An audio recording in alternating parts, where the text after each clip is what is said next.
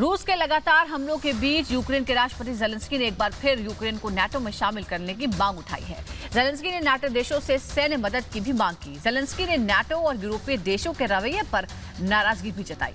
सवाल यह है कि नाटो के उकसावे में आकर अपना घर फूंकने पर क्यों आमादा हैं ज़ेलेंस्की।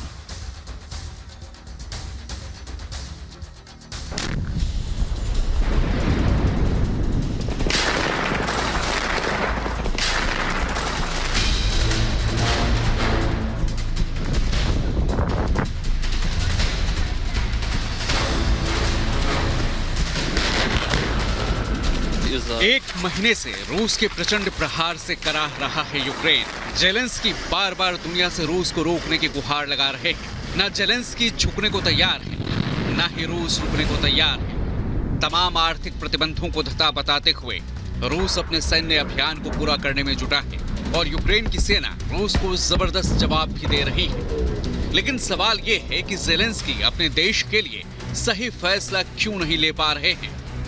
क्यों नाटो और अमेरिका के उकसावे में आकर अपना घर फूंक डालने पर आमादा है ज़ेलेंस्की। आखिर युद्ध के एक महीने बाद भी क्यों नहीं खुली हैं ज़ेलेंस्की की आंखें। आखिर क्यों नाटो में शामिल होने का मोह छोड़ नहीं पा रहे हैं ज़ेलेंस्की। ज़ेलेंस्की कभी नाटो में शामिल होने की बात करते हैं तो कभी नाटो रूस से डर गया कहकर उस पर तंज करते हैं। आखिर ज़ेलेंस्की सच्चाई से आंखें मूंद कर अपने देश के लिए सही फैसला क्यों नहीं ले पा रहे।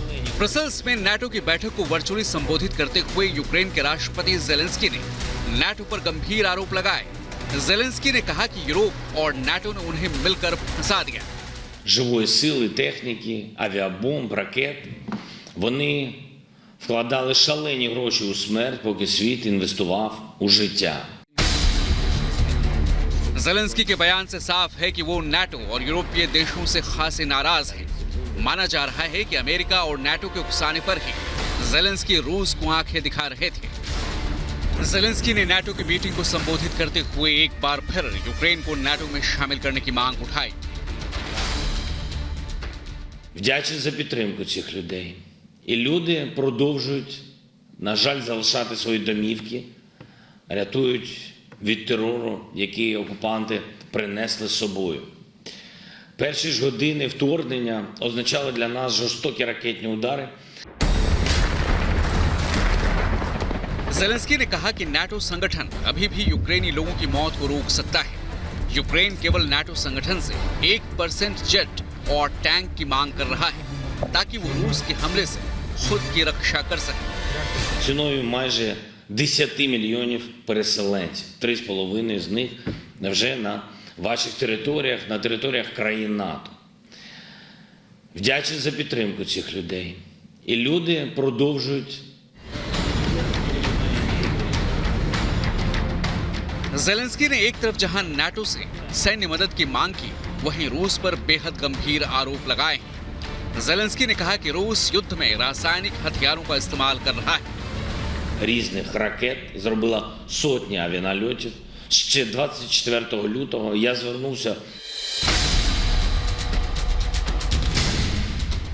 कभी नाटो में शामिल नहीं होने की बात कहने वाले ज़ेलेंस्की ने कल फिर कहा कि वो नाटो में शामिल होने के लिए तैयार हैं। साथ ही वो चाहते हैं कि रूस के खिलाफ जंग में नाटो देश उन्हें लड़ाकू विमान से लेकर टैंक तक उपलब्ध करवाएं ताकि उनके सैनिक रूस को मुंहतोड़ जवाब दे सकें। लेकिन यूक्रेन को उकसाने वाले अमेरिका ने यूक्रेन को लड़ाकू विमान देने से इनकार कर दिया है और फिर साफ कर दिया कि नाटो रूस के साथ सीधी लड़ाई में शामिल नहीं होगा।